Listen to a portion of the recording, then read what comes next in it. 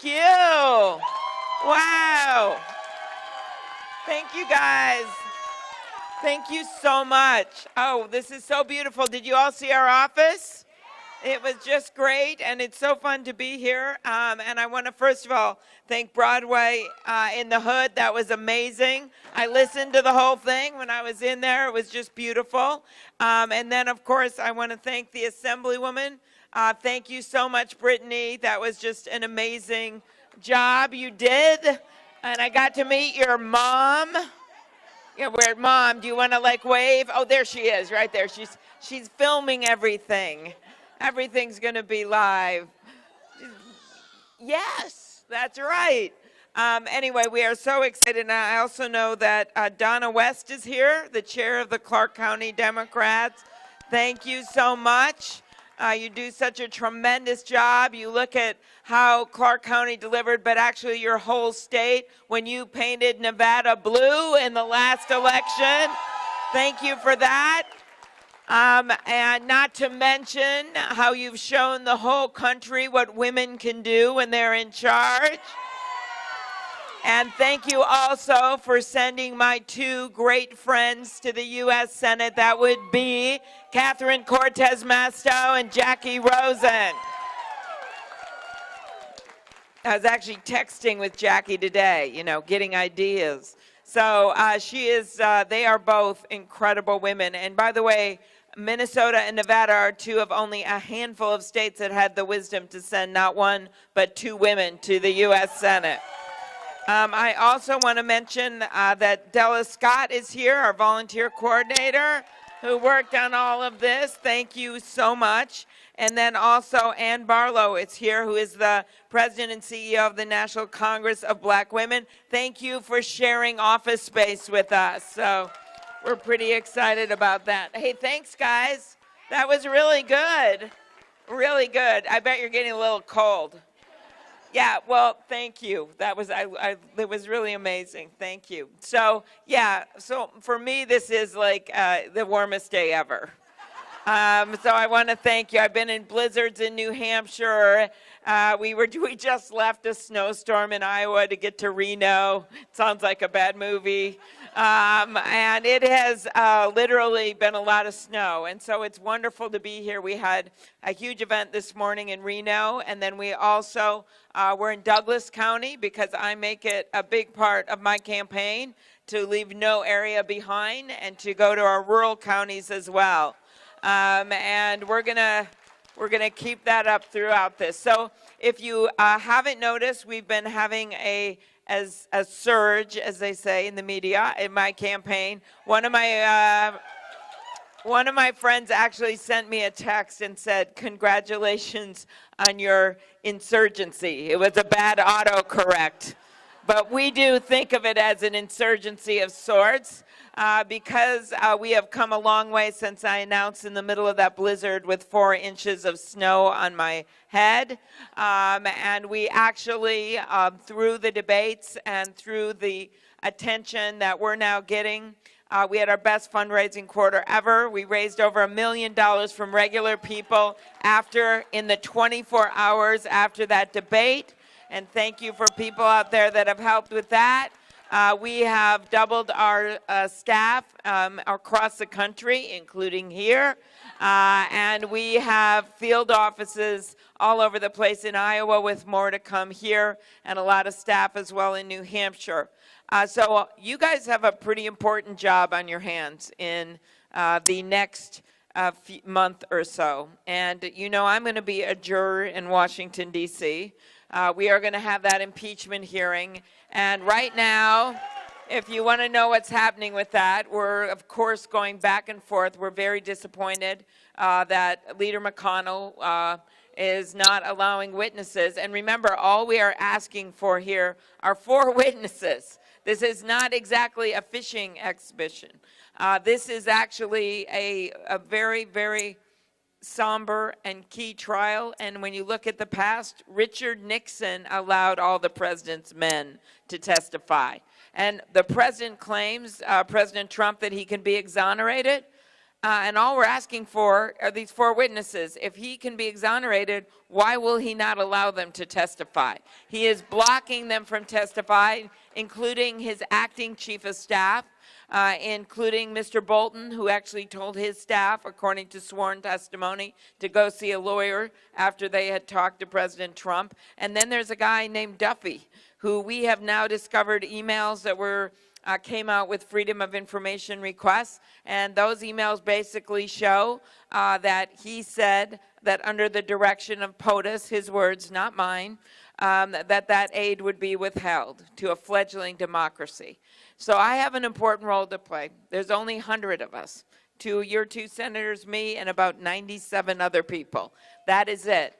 But you are going to be a jury too. You're going to be a jury that's going to be the jury that's going to decide who is going to be heading up our ticket in this next election. And Nevada is going to be a critical state as we go forward. I really think when you step back and look at what is going on right now in our country, yes, it's an economic check. And we see those economic issues debated all the time on that debate floor. And it is everything from health care, that's been a big debate, I'll get to that in a minute, health care to college, to what we're going to do about climate change, to immigration reform, which is so critical in Nevada, and all of those things. But at its core, there's something else going around here, and that is that it is a decency check. It is a values check. This election is a patriotism check. And thank you for your service, sir. This is a patriotism check. When you think about the fact that you have the President of the United States that was out at the G20 conference standing next to Vladimir Putin, and a reporter asked him, well, what about Russian interference in our election? Which, by the way, they did not use a tank or a missile. They used a cyber attack. They used a cyber attack. And they went after our very democracy. And when he is asked about it, next to a ruthless dictator, what does he do? He laughs. He makes a joke. He looks at him, he makes a joke. The whole world was watching when that happened. Well, think about this. Thousands of people from this great state have died serving our country, standing up for democracy. Hundreds of thousands of Americans have died on the battlefield standing up for democracies. That's what happened in World War II. They were standing up for democracy. 4 little girls in that church in Alabama, they died at the height of the civil rights movement, when people were trying to grab that democracy and be part of it, and other people were trying to push it away from them. They died as innocents. And when you think about every big battle in our country, when you think about what is going on right now, it has always been about our democracy. The key moments in our country's history has been about good and bad, our democracy. And this guy makes a joke. So yeah, this is a patriotism check and a decency check. And we have to remember out there, when I was out there in rural Nevada with your beautiful mountains, oh my, they were gorgeous. You know, I always thought you guys have rural parts of your state too, but we don't have mountains in Minnesota. When you think about that and you think about some of the voters and what happened in the 2016 election, as a star as Nevada was, when you think about what happened in the middle of the country where I'm from, I think about this cattle rancher from Minnesota who took me around his ranch on an ATV where we were dodging really big cows, and I thought, this is not how I want to die. But we went in afterwards to his house, and he said, you know, we voted for Donald Trump. And I said, what do you mean, the other ranchers, your family? And he said, no, I mean me. He said, I just don't like to talk about myself that much. And he said, we voted for Donald Trump because we were mad about health care, really mad. And then he said, and then I saw him standing in front of that wall.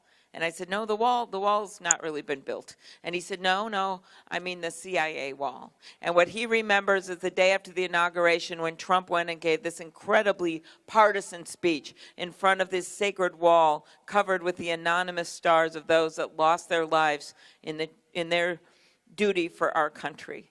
And they're anonymous. And it's a really, really, really sacred wall to the people of this country. And he gave a partisan speech about his crowd size in front of that wall. That guy remembers that. He said that was wrong. And then he said, then he remembers the Boy Scout rally. And he said that he used to be a Boy Scout, and he saw when Trump gave that speech to that Boy Scout jamboree in front of all those young people, and he gave an incredibly partisan political speech. And this guy says, that was it for me. That was when I knew what I did wasn't right. And a tear comes down his face.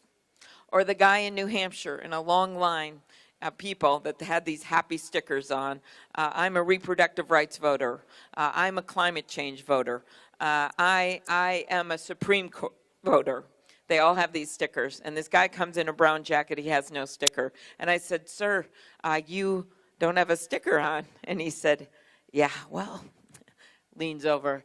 That's because I was a Trump voter. And these are my neighbors, and they do not know, so do not say anything. And he goes, but I am not doing it again. That is what I'm talking about. That is what I'm talking about. So when you think about what just happened in Virginia, where we flipped the state house and the state senate with an incredibly diverse group of candidates across that state, that was not just an economic check. It was also a decency check. You look at what happened in Louisiana, where we reelected a Democratic governor, and in the state of Kentucky, where Mitch McConnell now has a Democratic governor. That is a fact. And guess what happened in those two last states right on election night? What happened? Who went down there and campaigned? Donald Trump campaigned for their opponent. So my question is, where can we send him next? That happened. So the other thing we know is, yes, that was our fired up Democratic base that did that. That happened. That was our fired Democratic base. They were fired up. But it was also independents and moderate Republicans in those states that formed this big coalition. So as we march into this election, I want us to remember some very profound advice that I'll leave you with. We better not screw this up. We better put someone at the top of the ticket that can bring people with her and not shut them out, that can bring people with her. That is what this is about. And that is about everything from the Midwest, where, by the way, my big plan there of all those states where he won Pennsylvania, Michigan, Wisconsin, Ohio, Iowa, and he almost won Minnesota. Hillary had the lowest percentage of any state that she won in my state. Not Nevada. You guys did better, okay? No, in my state. Now, I came roaring back and won those 42 counties, but that's a whole other story. But that's what he did. So my plan is this. We are going to build a beautiful blue wall of Democratic votes around those states, and we're going to make Donald Trump pay for it. That is our plan. But when you talk to people in those states, you realize that, number one, we think of him as a bully. He's a bully, that's true. But they think of it another way. They realize that they go to work every single day. Do they have jobs? Yes. And you know a lot of people in Las Vegas like this. They work incredibly hard, but it is still almost impossible for them to afford their rent or afford a mortgage, or they have trouble being able to send their kid to college, or they have trouble being able to afford those pharmaceutical prices because of what those drug companies have done. And this guy has done nothing about it. So when they think of it, they start saying to themselves, wait a minute, when things go wrong for me, I just work harder, or my spouse gets a job. What does he do when things go wrong because of his self-inflicted trade war, the fact that he hasn't put the money into infrastructure that he should? What does he do? He whines. He blames other people. And that's what they start thinking in their mind. When things go wrong, he blames the head of the Federal Reserve. He appointed him, okay? He blames Barack Obama. He blames the entire city of Baltimore. Or my personal favorite, he blames the entire country of Denmark. Who does that? That's what he did. So remember that. And I think of it, what I want to do is stand against this guy up on that debate stage. Because what I'm going to say is this, and I think you saw in the debates I will be able to handle him. I do think, by the way, you ignore some of what he does. You have an optimistic economic agenda, but you also use humor from time to time.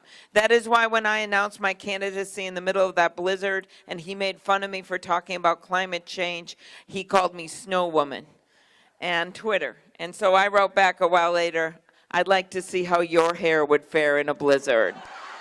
So what I want to do is stand across from him on that stage, and I want to be able to say, you know what, you started your career when your dad gave you $413 million. $413 million over the course of his life. You know how I started my life? When my grandpa in northern Minnesota, who worked 1,500 feet underground his whole life because he had to help raise his 9 brothers and sisters. His parents died when they were really young, and he was the oldest boy. That's what he did. And then he saved money in a coffee can in the basement of their house with my grandma so that they had enough money to send my dad to a 2-year community college. That was my family trust. And $413 million does not fit in a coffee can. And this is what I look at. You have all, most likely, someone in your life has given you opportunity. It might be a teacher, it might be a parent, it might be a grandparent, it may be a neighbor, it may be someone you work with. And when someone gives you opportunity, like what happened in my family, you do not go into the world with a sense of entitlement. You go into the world with a sense of obligation, an obligation to lift people up instead of slamming them down, an obligation to lift people up instead of hoarding it for yourself. And that is the core problem with this president. So when we think about those people out there working, 1, we don't leave them behind. 2, we remember there were a bunch of people in our Democratic fired up base that did not vote last time, and we need to bring them back because African American women cannot hold up this whole election this time. They have always held up their side of this. Everyone else has to come and vote as well. That is what we need to have happen. So, it's true. It's really true. Okay, so what do we do to bring people with us? Well, optimistic economic agenda. That means things like making sure that health care is more affordable for people.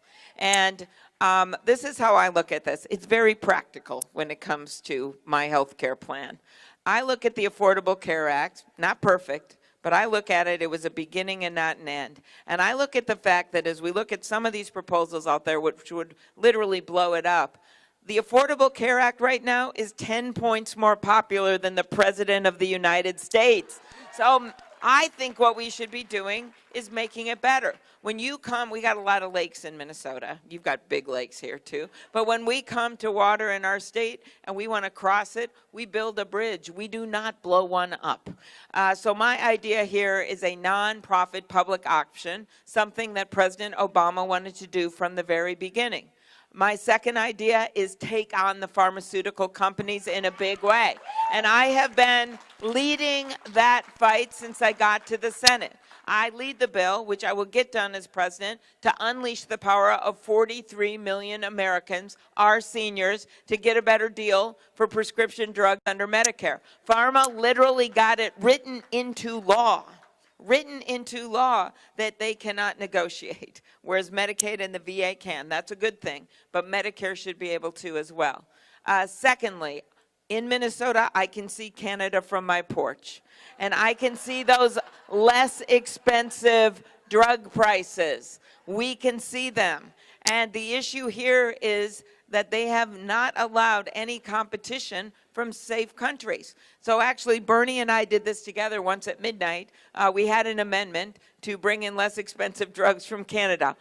14 Republican senators voted for it. Now, they might have been tired and not noticed it, but they did. And then I went on to lead that bill with Senator Grassley, the Republican chair of the Finance Committee, because I know we have Republican support. Then I found out the best thing of all. When we put together our list of 137 things that a president can do herself without Congress that are legal in the first 100 days, you can actually do this. You can apply for a waiver to bring in less expensive drugs from other countries. There is so much we can do, but you have to have a president that is willing to take this on. Third, mental health and addiction. For me, this is personal. I came out with a major plan on this, paid for by all that money we're going to get in, and it is a lot, from that master settlement with the opioid companies that got people hooked in the first place. But I don't think we should leave mental health behind when 1 in 5 Americans suffer from mental illness sometime in their life. For me, all of this is personal. My dad, he struggled with alcoholism my whole life growing up. By the time my husband and I got married, he had 3 DWIs, and the judge said, you got to choose treatment or jail. And he chose treatment. And in his words, he was pursued by grace. It changed his life. Because of his faith and his family and that treatment, it changed his life. And I think everyone should have that same right in this country. The little postscript is that my dad is 91. He's in assisted living. He's doing well. His AA group still visits him. And in his words a year and a half ago, it's hard to get a drink around here anyway. So that is where he is. And the last thing I'll say, long-term care. That is the big elephant that you cannot even fit in this courtroom. Long-term care, and it isn't just seniors, it is people who are trying to take care of their aging parents and their kids. It affects everyone in this country. So the first thing you do is keep Social Security strong. It is by 2034 going to start paying out 10 to 15% less. All you got to do, it's a pretty elegant solution. You pay into it up to $133,000 in income. You just raise that cap and have it start again. You could do it at $250,000 and above. It would keep it strong into perpetuity. That's the first thing. Second thing, of course, Medicare and Medicaid strong. But the third, long-term care insurance, making it easier to get long-term care, making it easier for people to stay in their homes. My dad, his little story, he got long-term care insurance. I have no idea why, but he did. And that is why he gets to stay in this house right now with 15 people. He's really happy there. I know when that insurance is going to end. It's in about a year and a half. And then he has some small savings. He got married 3 times, whole nother story. But he has some small... I'm in Vegas, I can tell all these things. Okay, so he will eventually go on Medicaid. I know when that day is, and so do a lot of people in this room. And Catholic Charities has said they'll take him because the place he is right now won't. So we have got to start, and his story is a good one. There are a lot of people that have a lot harder situations. I got this idea actually from a wealthy person in Boston who gave me the idea. He said, look, we all set up trust funds for our kids. And he said, that's a great thing to do when you have money. And he said, why don't you take them at over $500,000 that's saved? You don't have to tax the whole trust fund, but you can tax the increases. You can tax the gains. You can tax the appreciation, it's called. And you know what you bring in for long-term care and helping people with premiums and helping them stay in their homes? Over $100 billion. That is what we're talking about with long-term care. You can make it easier. So many things we can do that are going to bring people with us. Easier to afford college. And I've got a way to pay for that as well. But here, I really want to match our education system with the job openings that we have right now. When we look at what's happening in this country, we're going to have over 1 million openings for home health care workers. We are going to have over 100,000 openings that we don't know how we're going to fill, over 100,000 openings for nurse assistants. We're going to have over 70,000 openings for electricians. We are not going to have a shortage of MBAs in this country. Thank you. We are going to have a shortage of plumbers. Okay? So we have to look at how do we create incentives for kids to go into these areas? How do we make sure these jobs are well enough paying? I can tell you one is increasing the minimum wage. Another thing is making sure there's child care and work family leave, and we can do all this. We really can, and we can pay for it. And I believe it's really important to show how you're going to pay for everything, and that's what I've done. Thank you, one person back there. It is really, really important because this president, now we're here, has been treating all of you like poker chips in one of his not always stable casinos. Okay, that is what he's been doing. And I think we should show how we're going to pay for things. Immigration reform. I see this as an economic imperative. He tries to use people as pawns. He goes after them. What do I see? I see that 70 of our Fortune 500 companies are headed up by people from other countries. I see that 25% of our U.S. Nobel laureates were born in other countries. I see the workers that we need and want in the businesses we want to start, big and small. I see the workers we need in our healthcare system and in our nursing homes and in our fields and in our factories. Immigrants don't diminish America, they are America. That is why comprehensive immigration reform is so important. Okay, last thing I'll mention, because we're here, is climate change. I know it's really cold right now, and you guys are not used to this. I'm thinking, get me sunscreen. But climate change, and you know what's happening. You have seen those fires in California. You've seen some fires here. You know what's happening all over in the West. It's everything the military predicted would happen, our own military, when I would sit in hearings over a decade ago. It is what the scientists predicted. We are seeing record flooding in the Midwest. We're seeing weird weather events. We're seeing rising sea levels all around Florida and places like Norfolk, Virginia. It is happening all over the country. 50% increase in homeowners rates for homeowners insurance in our country. We must make the economic case. And the solution, on day one, I will get us back into the International Climate Change Agreement. On day 2, bring back the clean power standards. On day 3, bring back the gas mileage standards, which this president backed out on after the car companies want to make them, and then introduce sweeping legislation to get at this. And the last thing, the last issue I will raise, because I think it is such a way we bring people with us, and no one knows better than this town, is gun safety legislation. So you think about the bravery of the people that were standing in that square. You think about what happened. And you think about the fact that this president has still blocked gun safety legislation, despite the good work your legislature did this last time. I can tell you I have my own experience with this with him. Because when I was in law enforcement, we tried to get the assault weapon ban reinstated. We didn't make it. Even all the police chiefs, they couldn't get it done. Then I get to the Senate. I'm in that room with those Sandy Hook parents. They tell me I got to actually tell them that we don't have the votes to pass the universal background checks. And I still remember this mom sobbing and saying, you know what? My son was killed in that massacre. And she said, I was there in that fire station waiting. And he was severely autistic. And every morning he would point at a picture of his school aid on the refrigerator. And she said, as she sat in that fire station and realized one by one when the kids come in that she's never going to see her baby alive again, as she waits and sobs, she has this moment where she thinks of that school aide because she knew that she would never leave his side. When they found them shot to death, that woman had her arms around that little boy. But the Senate did not have the courage to move on gun safety legislation. So what happens next? This happens here. El Paso happens. Things keep happening. But something changed in our country along the way. And I'd say it was really after Parkland. It was when those students and those kids stood up and other kids saw them. And they started talking to their dads a lot of the time, and a lot of boys stood up. And they talked to their grandpas in proud hunting states like mine. By the way, I look at these and I say, do they hurt my Uncle Dick in the deer stand? These measures do not.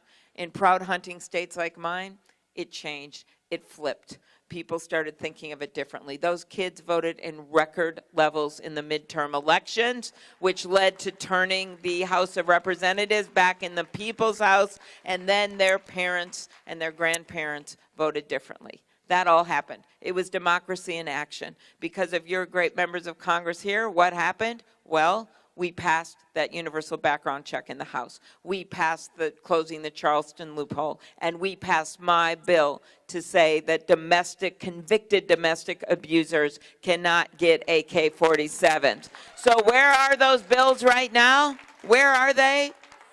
They are sitting on Mitch McConnell's desk, along with 400 pieces of legislation. So I end where I started. We cannot afford to eke by a victory at 4 in the morning.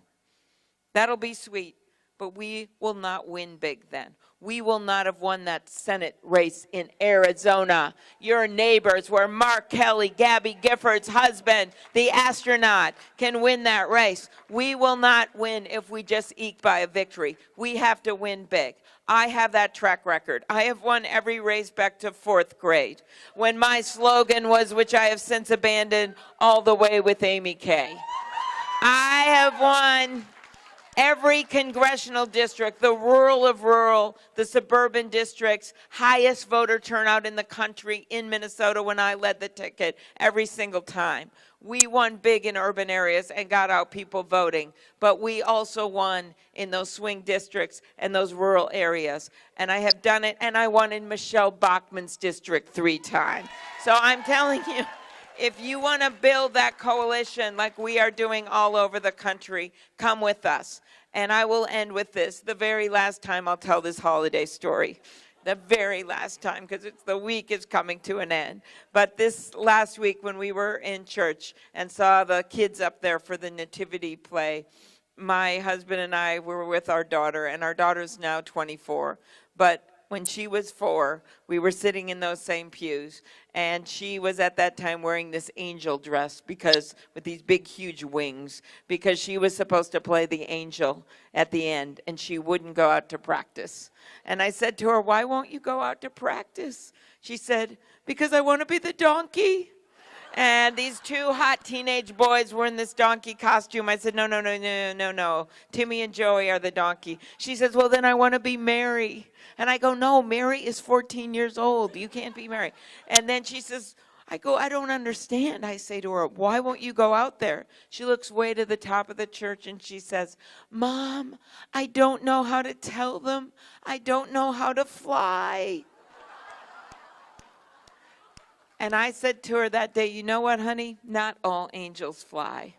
You are the guardian angels of our democracy. To be out there on this somewhat nippy day on a Saturday, you are the guardian angels of our democracy because you understand, in the words of my friend John McCain, that there is nothing more liberating than fighting for a cause larger than yourself. That is what this election is about. So do not forget, at our own peril, that this is a decency check, that this is a patriotism check, that this is a values check. And yes, please join our effort. Join our surge or insurgency, whatever you want to call it.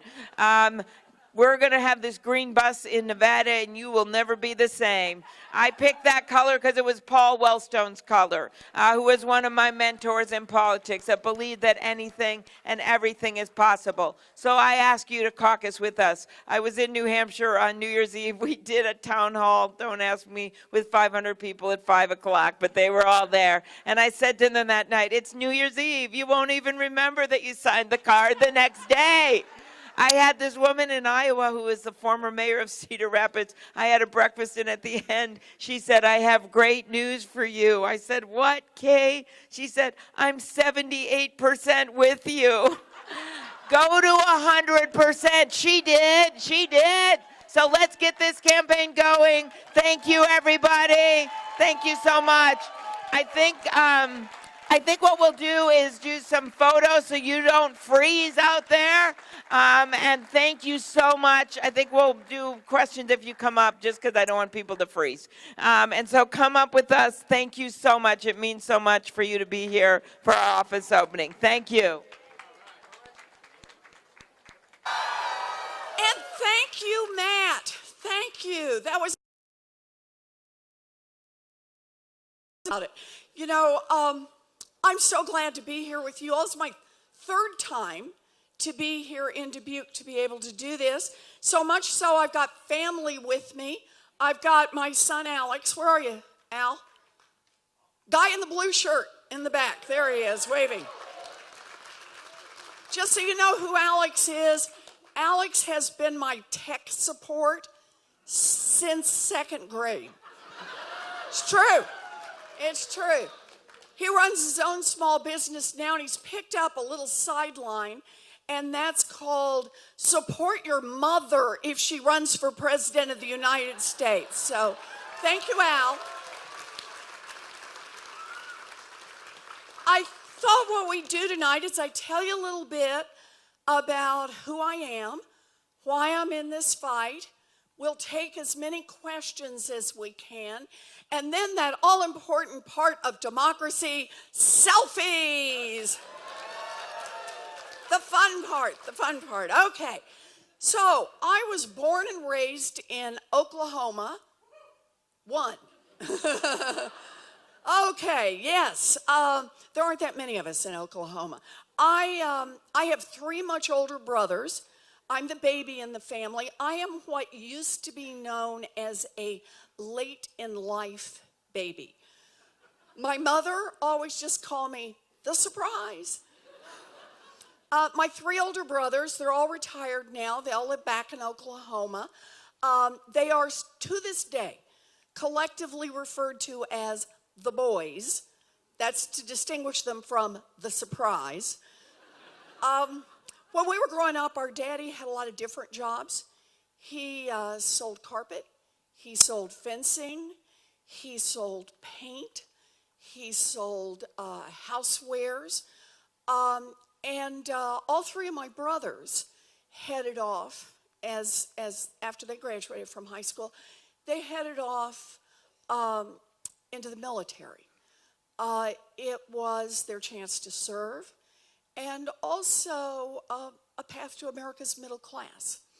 Now me, I have known what I wanted to be since 2nd grade. You laugh in the back. You probably didn't decide till what, like 4th grade? 5th grade, right. I've known what I wanted to be since 2nd grade. I wanted to be a public school teacher. Can we hear it for public school teachers? Yes. Yes. I wanted to be a public school teacher, and just so you all know, I invested early. I used to line my dollies up and teach school. I had a bit of a reputation for being tough but fair. But by the time I graduated from high school, my family didn't have the money for a college application, much less to send me off to 4 years at university. So like a lot of Americans, I don't have a straight line story. I have a story that has a lot of twists and turns. So here's the basic outline of my story. I was a high school debater, and I got a scholarship to college. Woohoo! It was fun. Go debate. And then at 19, I fell in love, got married, and dropped out. Woohoo! Now, it's what I chose. Nobody made me do this. It's going to be a good life. But I thought I'd given up on the dream. I thought, that's it. I will never become a school teacher. And we're living outside Houston at this point, and then I found it. A commuter college, 45 minutes away, that cost $50 a semester. Yeah. And for a price I could pay for on a part-time waitressing job, I finished my 4-year diploma. I became a special education teacher. I've lived my dream job. I love it.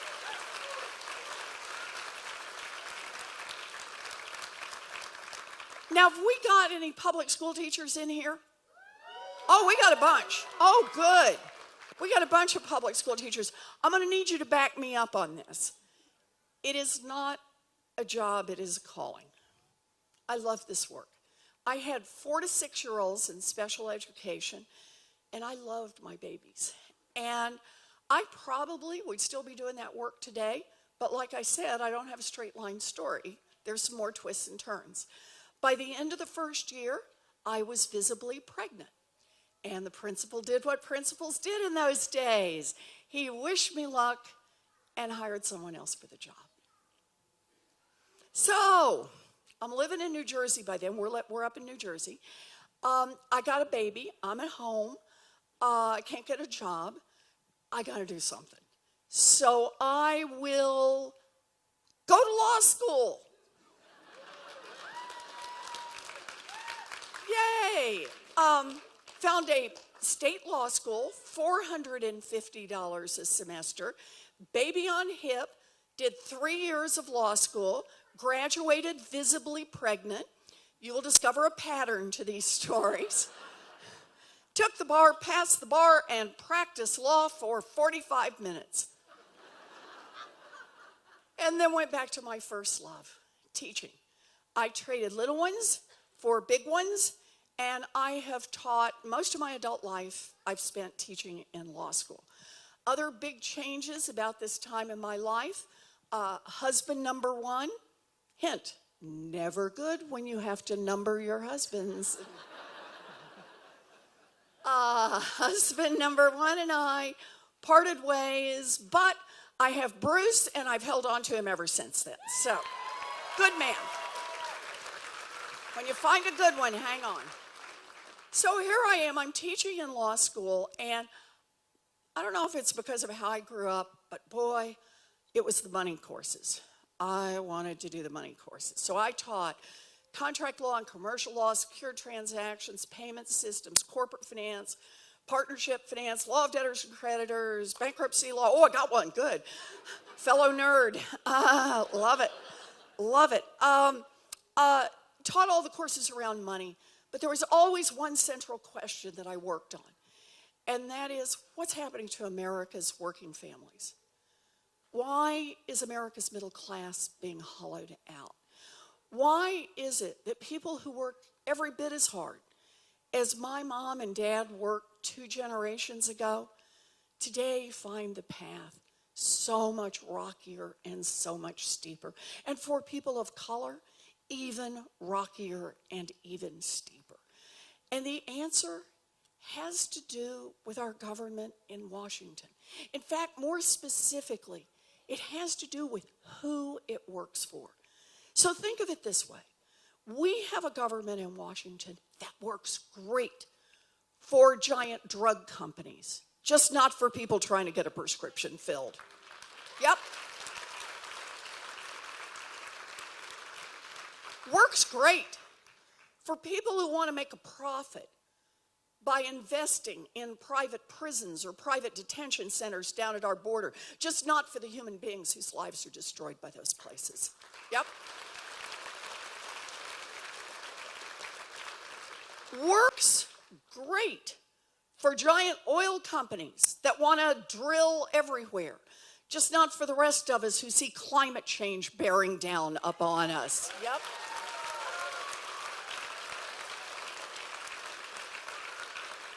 And when you find a government that works great for those with money and is not working so great for much of anyone else, that is corruption pure and simple, and we need to call it out for what it is.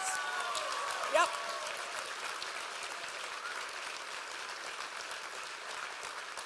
Corruption. It's about money in Washington. Campaign contributions, but more. Lobbyists and lawyers and PR firms, bought and paid for experts, tilted think tanks.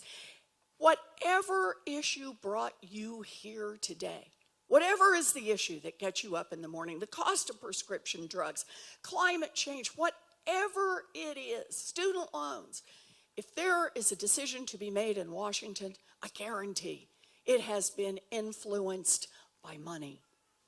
It has been shaped by money. It has had exceptions created by money. Money, money, money in Washington. And understand this, it affects every decision made. And if we want to fix that, you can't do it by just kind of nibbling around the edges. It's going to take big structural change. That's what it'll take.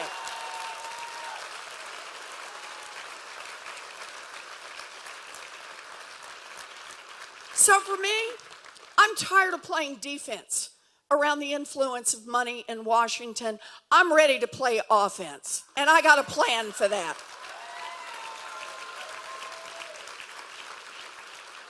It's a big plan. It's got a lot of complicated parts to it, but let me just give you a couple of, just a little sample from it. End lobbying as we know it. You ready?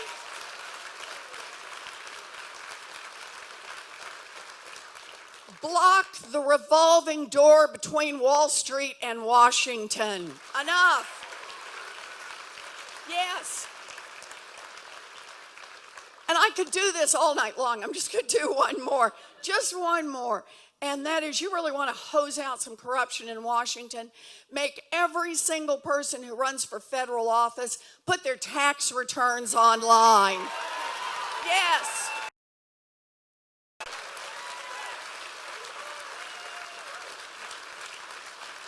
So I'm here because I'm in this fight for an America that doesn't just work for a thin slice at the top. I'm in this fight for an America that works for all of us. It's an honor to be here with you. Thank you. Thank you. So let's do some questions. Where are our, is this our group with questions? Hi. Yes, hi. Hi, what's your name? My name is Rachel Compton. Hi, Rachel. It's Hi. good to see you. I was wondering how you plan to deal with the national debt. Good question. Well, first I'm going to do this time machine. And I'm going to go back to 2017 when the Republicans gave away $1.5 trillion to rich people and big corporations. That would help a lot. Okay, we can't do that one. But here's how I want you all to think about this. There are a couple of core pieces on this. We've got a real problem, and that is we're spending money and we're putting it on a credit card for Rachel's generation and for Rachel's kids and Rachel's grandkids. And it's not fair and it's not right and it's not how we build a strong economy going forward. So think about it this way. We have for nearly 40 years now used one basic economic policy. It's called trickle-down economics. And the basic idea behind it has been help the rich and powerful get richer and more powerful. I'm really not kidding. It's cut the taxes for those at the top, help them get richer, and cut the regulations, help them get more powerful. And that somehow, if they buy more yachts and more diamonds and invest more in the stock market, that's going to make everybody else richer. And everybody else will then be able to pay more in taxes and so on. That was the basic idea. Trickle-down economics is a monumental failure, and it's time to call it out for what it is. It's a disaster.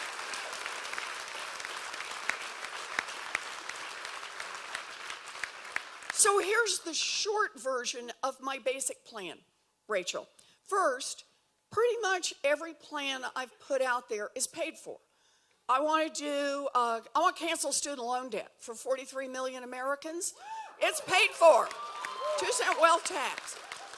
I want to provide universal child care for every baby in this country. It's paid for. I want to see us make a real investment and build about 3 million new housing units across America. We need more housing supply in this country. It's paid for. So the first step is let's not do any harm here. Let's pay for this as best we can as we go along. That's part one. But here's part two. Just pick up the one example on student loan debt. I pay for this with a wealth tax on the top 0.1%. People who have the giant fortunes, the fortunes that are growing now at 4%, 6%, 8% a year, says take 2 cents off that fortune and pitch it in, and we can cancel student loan debt for 43 million Americans. We can do a lot more, but let's just focus on that one. When those student loan debt payments are gone, I want you to think what that means in the economy. That's a lot of money right here in Dubuque. That is a lot of money in small towns. It's a lot of money in big cities. It's a lot of money for restaurant meals. It's a lot of money to save up to buy a car. It's a lot of money for a down payment for your own house. It's money back into the economy. And when you put more money into the economy, those small businesses, they now got to hire some more people, right? Got to buy some more supplies. That's how you get the economy growing. Everything I'm working on has net positive effects on our economy. And that means over time, we can chip away at this national debt and bring it down. We need an economy that works for everyone. And that not only means works for everyone in the country right now, it also means an economy that works for our children and our grandchildren. So we're going to do this one, Rachel. Thank you. Thank you. Hi, Elizabeth. Hi, what's your name? Larry Gerhardt. Hi, Larry. I met you Somebody just before. lowered the lights, a little mood lighting here. Okay, Larry. So I know something else that would add a lot of money to the economy. So if we get Medicare for all, which I hope we do, Yes, sir. uh, right now, people's payroll, if they have insurance, part of their benefits is that insurance. And nowadays, it's probably $15, $20, $25 an hour that they're taking out of their check to put in the insurance. Yep. So how do we work this with Medicare for all to where we can claw that back for labor and give everybody a real raise? I love it. Okay, Larry. So here's the answer. Larry asks exactly the right question. Let's be clear about this again, because I want to start with Rachel's question and make sure everybody understands this. We can afford full health care coverage for everybody in this country without raising taxes on middle-class families by one thin dime. We can do that. Now, how do you do that? Let me just give you the top three in this. Part one, increase the taxes on the top 1%. Believe me, they can afford it, right? Part two, increase corporate taxes. Like, how about we go after companies like Amazon, $10 billion in profits and nothing, zero in taxes, right? And part three, my personal favorite, how about we crack down on the tax cheats at the top? That'll give us a couple of trillion, right? You got to follow the rules. Let's make those guys. So let's start there. We can pay for health care coverage. That means for everybody that's having money held out of their check, that money comes back to them. That money goes to them. And for people who are in unions that have negotiated, so it's not coming out of your paycheck, but you've gotten the really good health insurance plan through your union, the way my plan works is it says all employers have to follow current law, which is to provide health insurance for their employees, right? That's the baseline. And that'll be the same for employers that have unionized workers. But if you negotiated for something better than that, which some of the unions were able to do, that money goes directly back to the employees, money in your pocket. That's the idea behind this. We're going to do it. Good. I haven't heard any candidates say that to people because a lot of factory workers and workers say, well, I got good insurance, but if they knew they were going to get $20 an hour or $15 or $25 an hour, because most health plans are about $30,000 a year. I hear you. Yeah. And that's why when I worked at Flex Steel, I'd say, okay, this in the 90s, I said, okay, health insurance is almost $100 a month, and it's going up every year after that. And that was $90-some a month back in the 90s. Yeah. And so they'd say, we can give you 35 cents. We can't give you $1. We'd love to give you $1 an hour. And so our raises went to the health insurance. Yep. And that's one of the reasons there's such a wage disparity nowadays with cost of living. So Larry, you've put your finger exactly on it. Let's tell everybody this. It's that if you've got money taken out of your paycheck in order to pay for your insurance, that money stays in your pocket. And here comes the best part. All of the negotiations going forward don't have to be eaten up by health insurance. You can actually negotiate for better wages and better pensions. That's how we're going to build a stronger middle class again. I'm going to do this. Hi. Thanks, Larry. Hi. I Tell me have your name. looked. Oh, my name is Jennifer. Hi, And Jennifer. I've looked at all your plans, and I Oh, agree good. with everything. Good. But Let's when just we stop get- there, Jennifer. Okay. I love that. We're in a good place, you and me. Okay. But then we get to the polling booth, and I think we're dealing with a hierarchy that is not probably the most truthful and honest system in the world, which is electronic voting. And I wonder how your campaign and the Democratic Party is going to deal with voter fraud. Yeah. And I don't mean voter fraud from people voting. I mean voter fraud from people counting the votes. Right. And, you know, there was a Princeton study years ago about the voting machines and how to hack them. Yeah. And I don't want to sound like a conspiracy theorist, but But there's stuff out there. when and- somebody starts the that big way, R. you always know where this Yeah. is going, right? Okay, Jennifer. But I'm wondering if you guys are going to save money from your campaigns to do exit polling and have lawyers at the polls so people are not turned away for illegitimate reasons. Okay, and the answer to that one is yes. But let me actually, I don't want to make anybody feel better because I want everybody to stay worried on this issue. We got to stay worried on this issue. But let me just bring you up to date on a couple of pieces around this.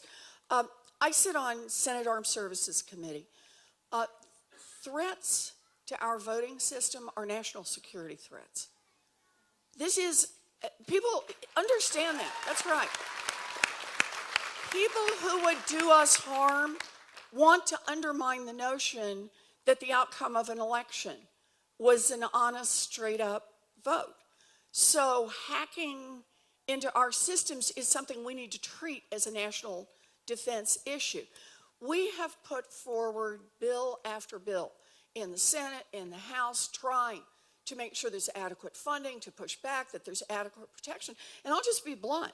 We got them through the House, but we haven't been able for a long time to be able to get a vote in the Senate. And this is where people across this country got engaged. They started talking about Moscow Mitch, who wouldn't put it in, and all of a sudden we were able to start moving a bill forward. But we've got to be pushing now. We can't wait until we have a candidate. We also are doing lawsuits right now about access to voting, so people don't get stripped off the rolls, right? So now, if I can, I just want to take 1 minute on this. We're doing it now. We'll do it during the election, of course. But when we make it through, we got to change some laws. It is our responsibility to protect our democracy. Let me tell you where I'd start. I want to see a constitutional amendment to protect the right of every American citizen to vote and to get that vote counted. That should be in our Constitution.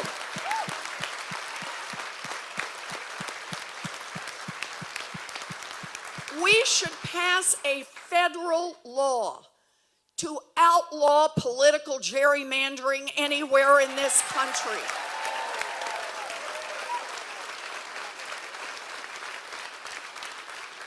And another federal law to roll back every racist voter suppression law in America. Yep. And I'm going to do just one more. These are ones I could do all night long too, but just one more. Overturn Citizens United. Democracy is not for sale. So we're going to do this, Jennifer. Thank you. Thank you. Thank you. Great question. Hello. Hi. My name is Kay McGovern. Kim? Kay. Kay. I just still didn't hear you. Sorry. My name is Kay. Hello, Kay. Hi. My question is, what are you going to do to help prevent discrimination against people who are LGBT? Good.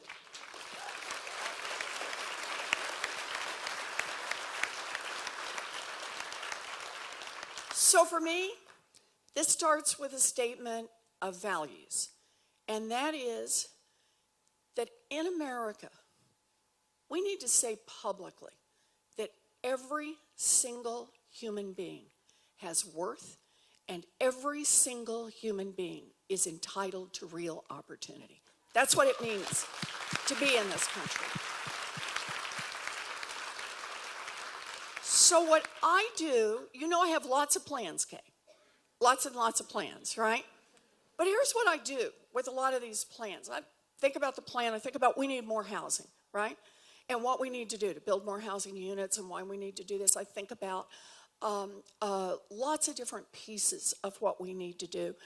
But in each of them, once I've done a plan, I step back and ask, are there different groups, different people who are going to be affected by this particularly, that we need to stop and take a closer look? and then see if there are parts we need to adjust to protect people from discrimination, to make sure that opportunity is not just something written on a piece of paper, but that opportunity is real. So if it's okay with you, can I just start by focusing on one, and that's educational opportunity? Okay, educational opportunity. I'm going to start here.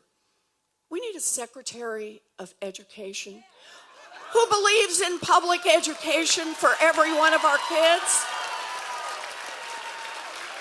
The lights came on. Perfect timing, Kay.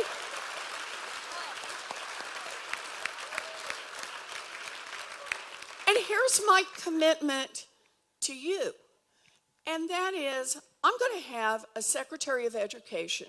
There are two things I'm going to know for sure about this Secretary of Education. The first one is that person will be someone who has taught in a public school, believes in public school. The second is that person will be interviewed by a young person who is in public school, a young trans person, someone who may not be welcome at all times in all schools. I want to know that we have a Secretary of Education that cares about every single one of our young people and that they have a safe and welcoming learning environment. That's what I'm going to do. Does that help us get started? Good. Thank you, Kay. Thank you. We're going to take some more numbers. More questions. Okay, hold on. Okay, more questions. Who's doing them? Super exciting. We're going to All take right, 5 more questions. Ooh, let's do it. So just like we did before, you want to pull out your tickets. And then if I call the last 4 digits at the end of your ticket, you're going to raise your hand, yell persist, and then go see Chris with the Dream Big, Fight Hard placard. Okay. So let's Fabulous. get started. 9081.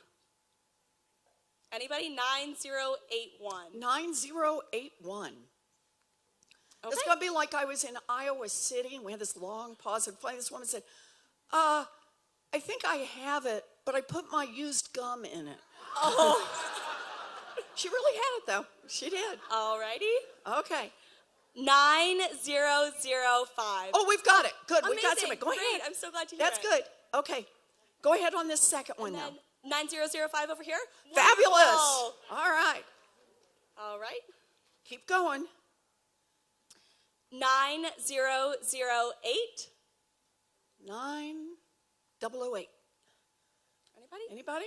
9008. Oh, we Yay. got one. Okay. Fabulous. Come Head on over. 9071. All right. Woohoo. All right, last one. Make it a good one. 9072. 9072. 9072. 9072? Is it? 9072? All right, gonna draw another. We're going to give up on that one? Wait, did we get somebody? 72? 9072? Not yet. 9077. Persist. We got him. All right. Okay, Woo. wonderful. Okay, thank you. Hi. Good evening, Senator Warren. Good evening. My name is Tim. Hi, Tim. I'm going to ask my question in all due respect, total respect and honor, but I want to read Okay, my why question. does this make me feel uneasy? Because I'm probably the most unpopular person in this room. Okay, Tim. So, as an evangelical Christian, I am continually bombarded by Democratic candidates who demonize my beliefs, calling them bigoted and intolerant. I love this country, and I love my fellow citizens, and I don't feel the respect and honor for my values and what I believe in. My question for you is, why should I give up things that I hold dear, that I teach my children about, that I share common beliefs with my fellow Christians, things like ending abortion, traditional marriage, and religious freedoms? Why should I give up those things that I love so much and believe so deeply in to vote for an individual like yourself? So, I'm glad you asked the question. I was born and raised Methodist. I've been a Sunday school teacher. And most of the scripture I quote is still King James. I'm old school on this. But I don't think you have to be a religious person to have good values.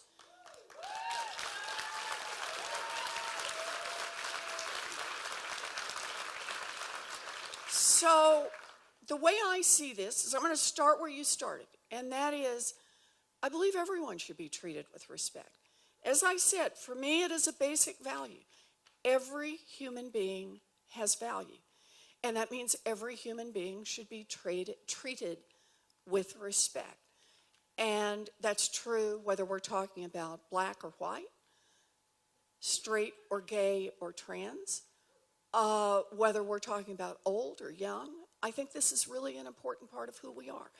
And if I can, let me just pick up one, although you mentioned several, but I think maybe it may be the one, since you mentioned it first, is the question about abortion.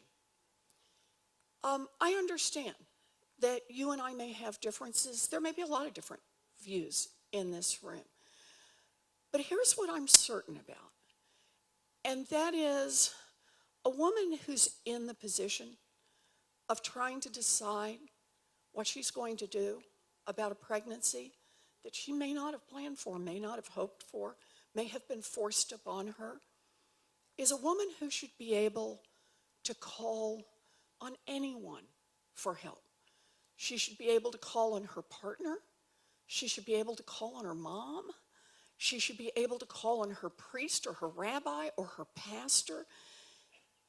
But the one entity that should not be in the center of that very hard decision is the federal government. That's how I see it.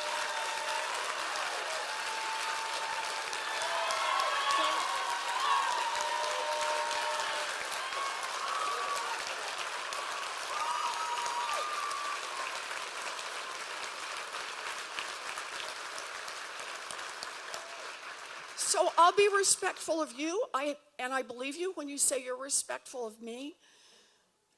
We may have a difference about the view about the federal government on this issue, but boy, I sure would like to think about the parts we come together on the importance of investing in every single baby in this country. That's what we can do. We've got a chance to do this, and I hope we're able to do it. Thank you, Tim. Thank you. Thank you. Thank you. Hi, Elizabeth. Hi. My name is Gail. Hi, Gail. And I love the stars on your sweater. All right. I have been a fan of yours long before I knew you were running for president. Oh, good. And every Thank other you. time you've been in Dubuque, I missed you, so I was delighted So to I'm be glad able to we're come tonight. together. Okay, my question is a little bit different. I think I understand most of your policy things. I know I don't understand everything. Sure you But do. I think I understand a lot of it. My question is, I am so worried about a Democratic president getting elected, and even more people in the Senate. What can I do, or what can we in this room do? You know, I sign petitions. All these petitions come across my emails. Do they do any good? Yeah. Do they? Okay.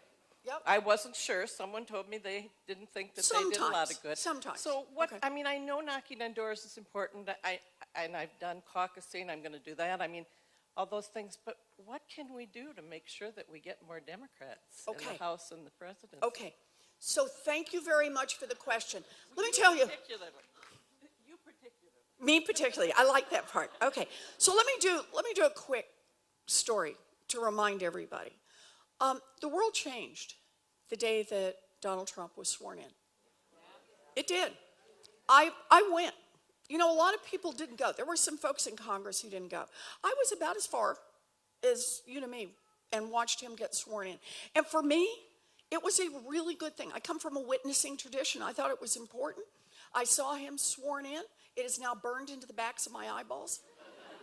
If I ever get tired or discouraged, I close my eyes, I see Donald Trump getting sworn in, I'm back. I'm in this fight. You bet. But that night, I went home and I thought, what's going to happen to 35 million Americans who count on the Affordable Care Act? How are they going to get their health care? What's going to happen to them? Because because they had it all. The Republicans had the House, they had the Senate, and they had the White House, and they'd all said quite openly that they were going to repeal the Affordable Care Act. So what do we have left, right? What can we do? The next morning, I got up, and I went to the largest protest rally in the history of the world, also known as the Women's March.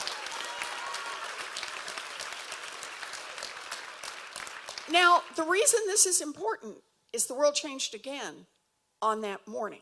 And let me tell you how I know it changed.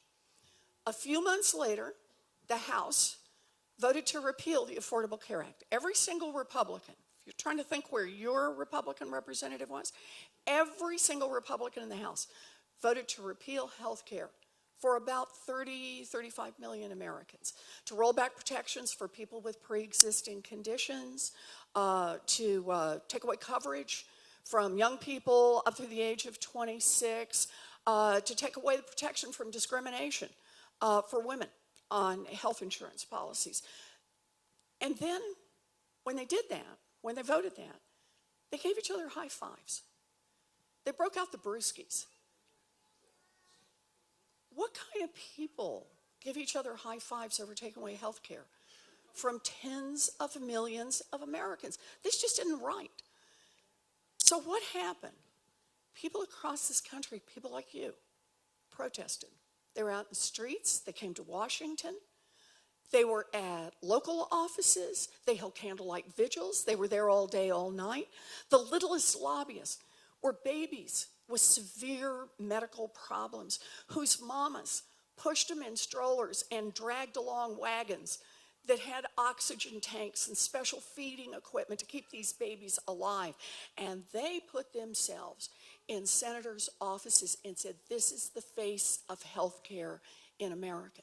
And at the end of the day, we hadn't had the votes, but because enough people spoke out, because enough people got engaged, we saved health care for 35 million Americans. Yes, count our victories.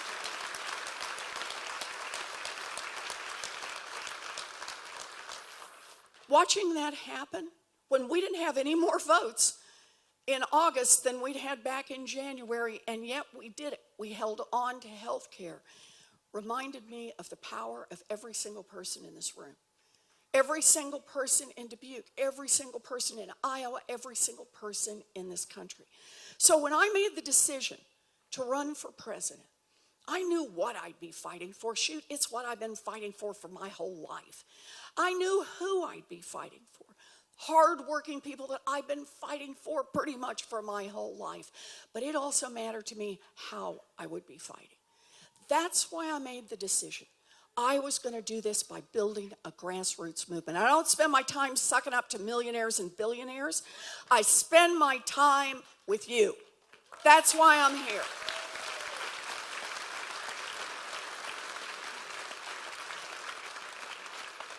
I built this campaign, grassroots, and I've relied on volunteers.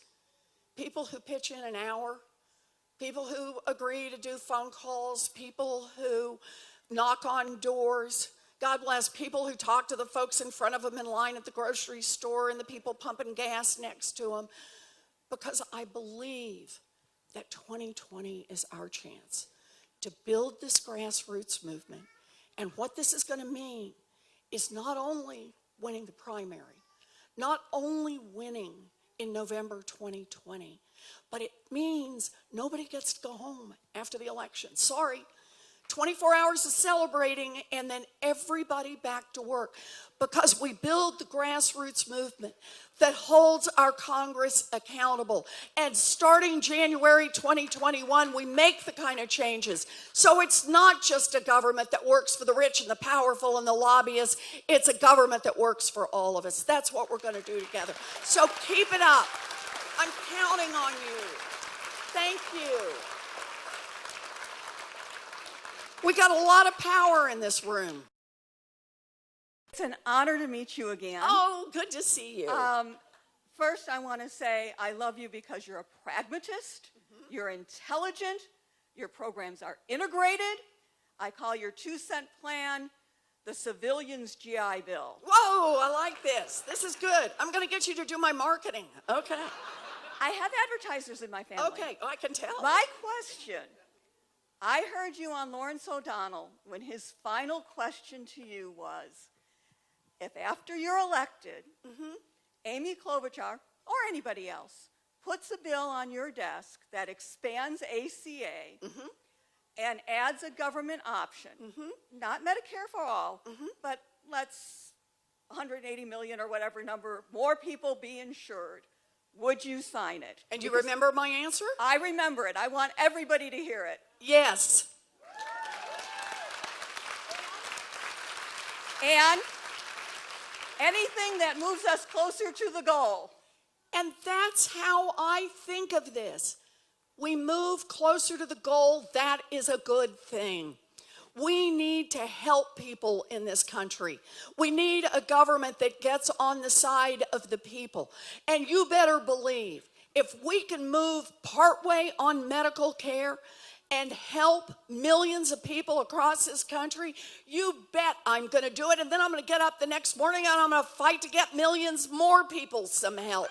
That's how we need to do this. Thank you. Great question. Good. I like it. Did you say, and you're a Republican? I was raised Republican. Hear ya. Okay. You're not the only one in here. Hi, Elizabeth. Hi. So happy to see you. I'm so glad to see you. Tell me your name.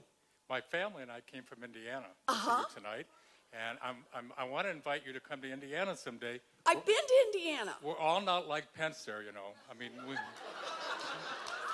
I hear you.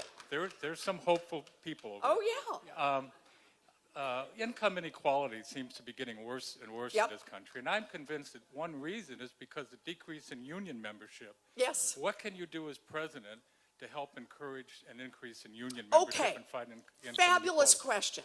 So let me just link this up, okay? I was talking about, first thing I want to do is I want to attack the corruption head on. Because when you attack the corruption, when you disrupt the power of the lobbyists, of the lawyers, of the Koch brothers, when you disrupt their power, now we got a chance to make structural change. And a big part of that structural change is we need more power in the hands of workers. That means make it easier to join a union and give unions more power when they negotiate. I can do that.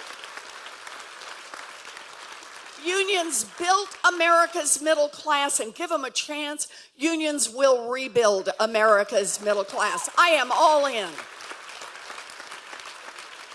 So count me in. Shocking notion, I want a Secretary of Labor that's on the side of labor.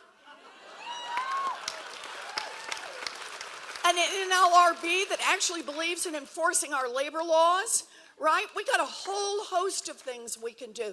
But do understand this, because the basic economic facts that we don't talk about enough in America is just start in the mid-1930s and you watch GDP goes up, family income goes up, and union membership goes up.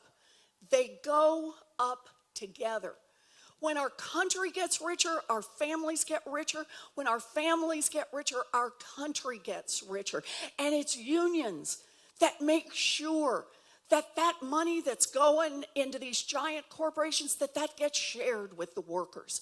And what happens in that story is basically late 1970s, early 1980s, the corporations go on the attack after unions. And you know why they go after unions? The argument always is, well, they don't want to pay the high wages of the unions. Yeah, partly. That's why they move the jobs overseas. They don't want to share power with the unions. They don't want the unions to have power. They don't want the workers to have power. They want to be in a position where the only one who's got any power is the corporation. Because then the corporation runs over everybody. They run over their employees, they run over their customers, they run over the communities where they're located. They run over Washington and call the shots there. And if we don't have a strong union presence, that continues to happen. So by the way, just on the numbers I was telling you about, here's what happens from 1980 going forward. The 1935 to 1980, the GDP goes up, creates a lot of new income growth in America. 70% of that new income growth goes to the 90% of America. And it lifts everybody. It lifts the upper middle class, the working class, the working poor, and the poor poor. It lifts them all. 1980 to 2016 is about the latest data we have. GDP keeps going up, but union membership flattens, incomes flatten. So what happens? All that new income growth created in this country, how much of it went to the 90%? Answer, zero.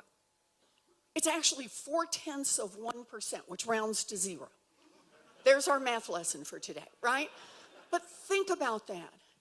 We need more power in the hands of workers. We want to make this economy work for everyone. It starts with workers, and that's with unions. Thank you. Thank you. Hi, Elizabeth. Hi, tell my me name your is name. Amanda. Hi, Amanda. I am meeting you for the first time today, but we've been best friends in my head for months, just so you know. I'm so glad, Amanda. This is good. Later, we'll just talk a little and catch I would up. love nothing more. Good, good, okay. So I'm a college student. I'm studying environmental science. Woohoo! And thank you. But nothing... We need you, Amanda. Yes. If you could invite me to work for your EPA, I would love to do that for you. But I am terrified for my future because climate change is a reality that's affecting all of us. And so my question is twofold. First, would you consider nominating a head of the EPA who is someone who has either studied the science or who has experienced climate change directly firsthand? Would you consider nominating someone like that? So can I just pause right there? Because I want to say something that is quite controversial in Washington. But I feel safe here in this room, among friends. I believe in science.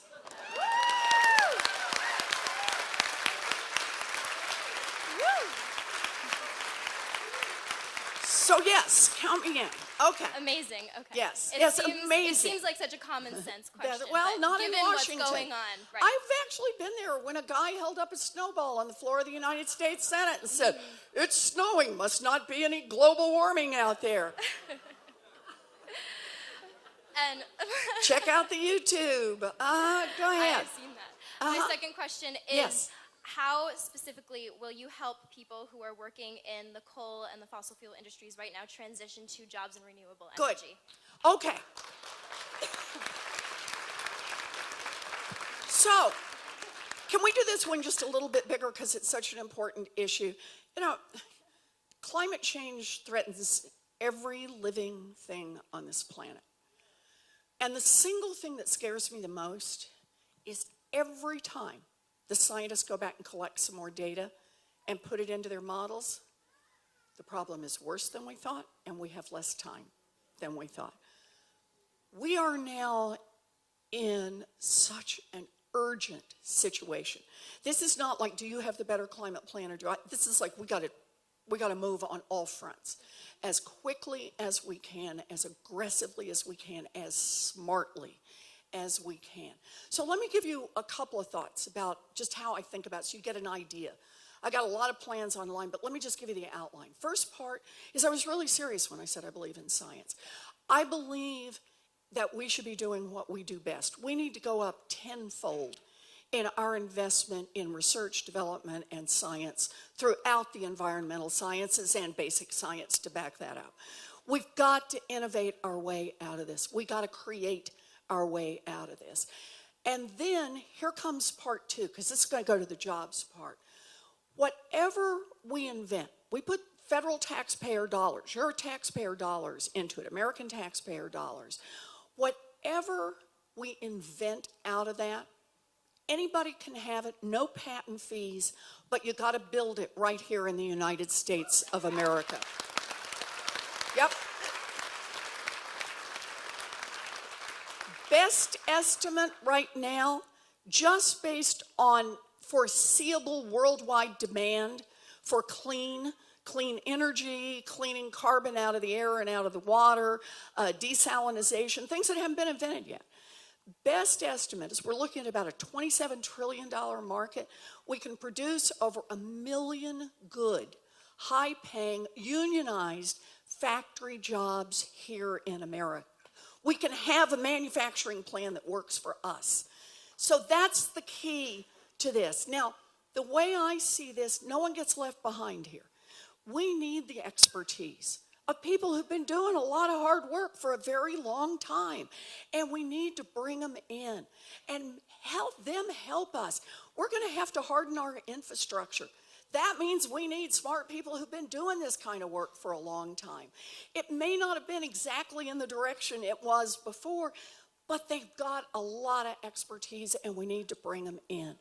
Two more things I want to mention really quickly, and that is the importance of climate justice. We can't just glue this on at the end. Communities of color have suffered disproportionately from the placement of toxic waste dumps, of polluting industries. It has had profound effects on health, on the wealth of communities. Who wants to buy a place where it smells bad all the time or where it's actually a danger to your children? So part of cleaning up our country and cleaning up our earth means that we have to commit that environmental justice is at the heart of this, and I commit $1 trillion to that, and I got it paid for. That's a core part.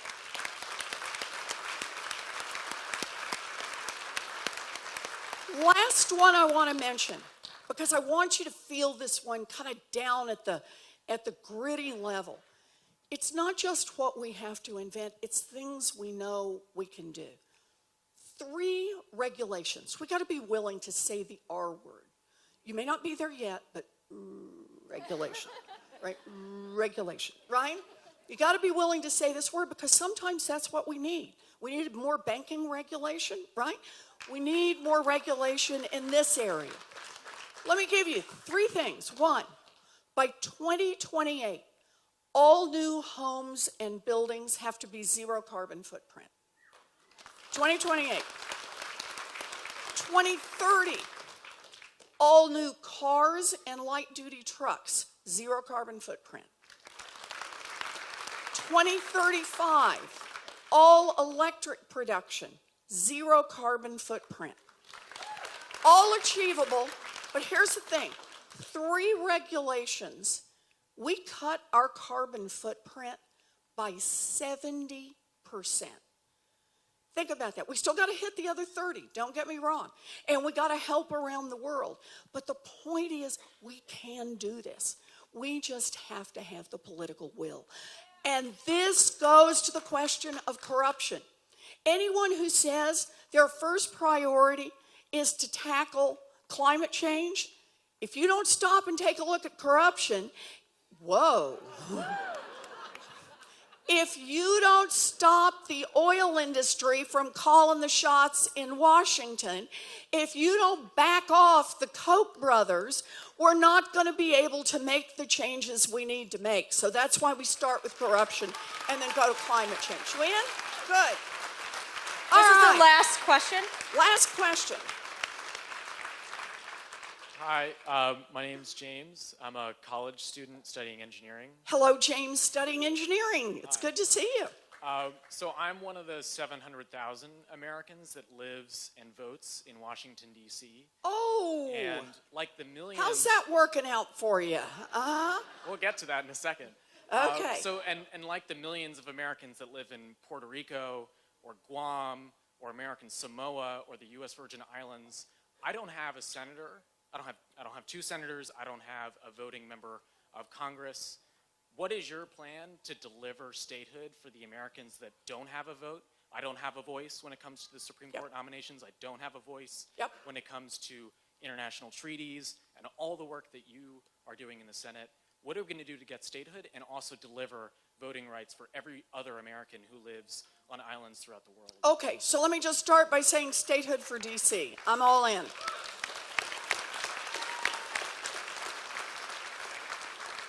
Puerto Rico and the other islands, they need to take their own vote.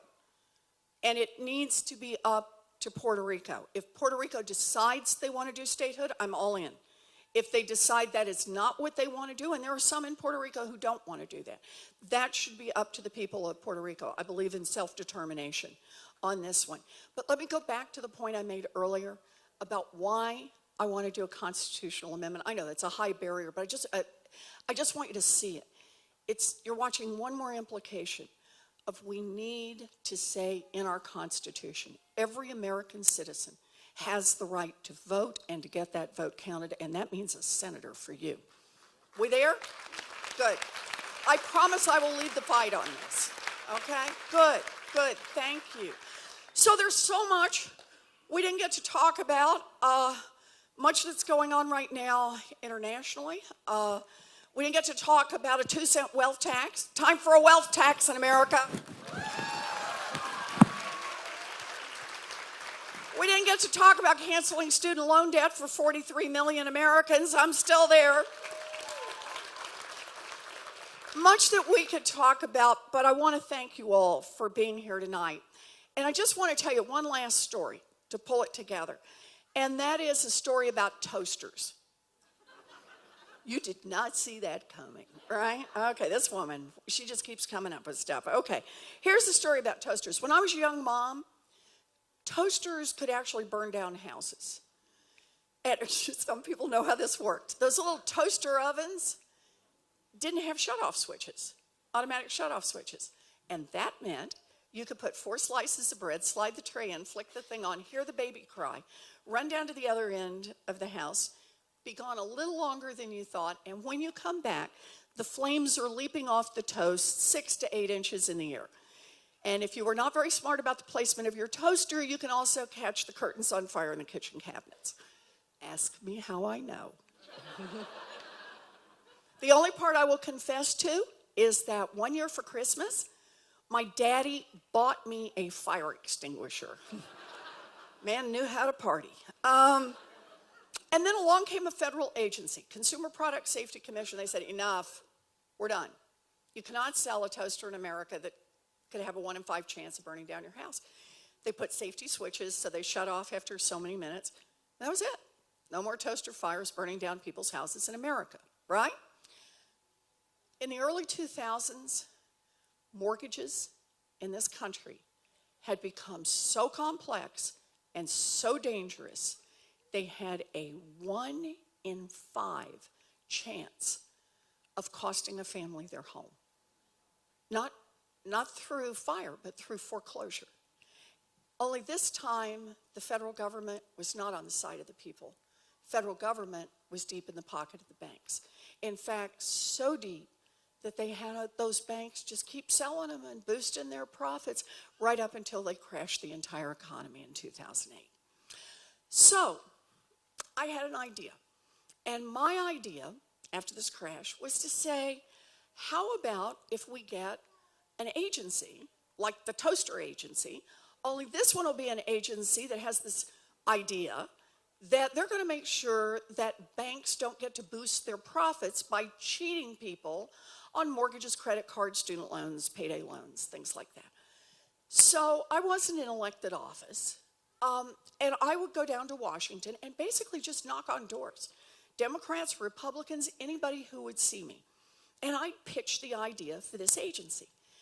And after a while, I realized I was getting kind of the same 2 answers from everybody. First one went something like this. That's a great idea. You could actually make a difference. That is structural change. And the second was, don't even try. You'll be up against Wall Street. You'll be up against big money. You'll be up against all the Republicans, and you'll be up against half the Democrats. You'll never get it done. I get it. Big structural change is hard. But it was also the right thing to do. So we got in the fight. We took on the big money. We took on Wall Street, took on the Republicans. And in 2010, President Obama signed the Consumer Financial Protection Bureau into law. We won.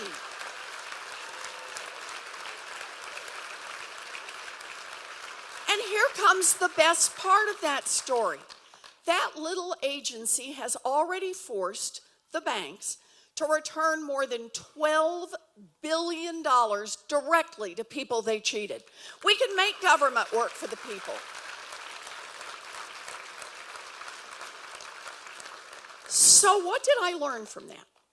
I learned that even if the big money doesn't like it, even if the big donors don't like it, we need big ideas to meet the big problems of our time.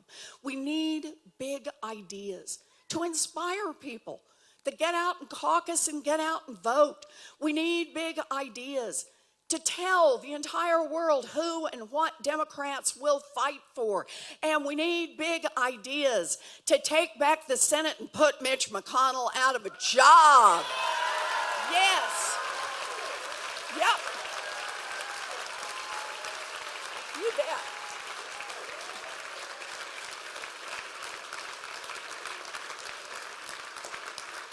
Oh, Mitch is not going to like to see this standing ovation. Woo! Neither is Joni. Okay. Woo! We need big ideas and we need to be willing to fight for them. I get it. It is easy just to act so sophisticated, so smart, and just walk away from big ideas. But here's the thing. When we give up on big ideas, we give up on the people whose lives would have been touched by those ideas. And those people are already in a fight. People struggling to pay their medical bills are already in a fight. People getting crushed by student loan debt are already in a fight. People who get stopped by the police or denied their right to vote because of the color of their skin are already in a fight, and their fight is our fight.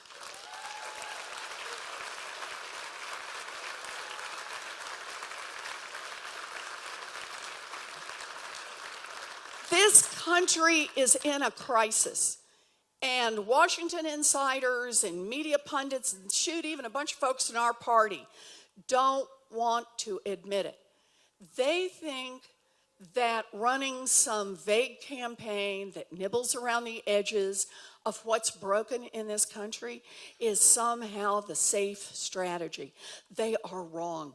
If the best Democrats can offer is business as usual after Donald Trump, Democrats will lose. We win when we have big ideas to meet the big problems in people's lives.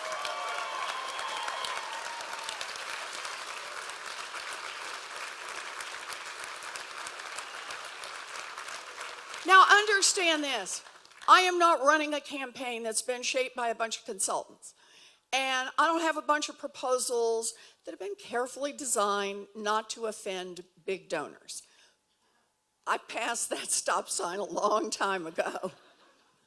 I'm running a campaign based on a lifetime of fighting for working families. I am running a campaign from the heart because I believe that 2020 is our moment in history.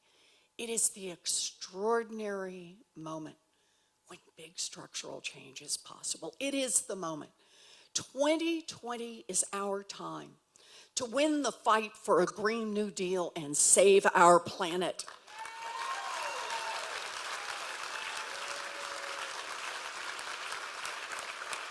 "2020 is our moment to win the fight for Medicare for all and save our people. And 2020 is our moment to win the fight for a 2-cent wealth tax and invest in an entire generation. 2020 is our moment.